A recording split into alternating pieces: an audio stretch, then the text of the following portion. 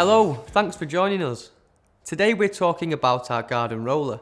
This incredible piece of gardening equipment is ideal for compressing the soil and smoothing off lawns, giving you a professional finish. It's lightweight when empty, can be easily transported, and it can be filled with either sand or water. You should always wear the appropriate PPE when using this equipment. We advise heavy-duty gloves and steel toe cap boots. Before using the roller, clear your lawn of rubbish, loose stones, and any other debris that may be an obstruction. The more preparation you do, the better the result. Next, connect a hose pipe to an external tap to fill the drum with water. Alternatively, you can fill the drum with sand.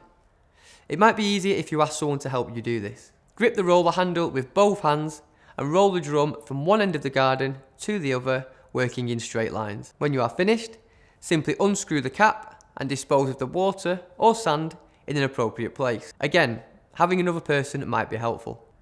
Finally, clean the roller, ready to be returned to your local HSS branch. To find out more and view our full range of gardening equipment, visit hss.com today.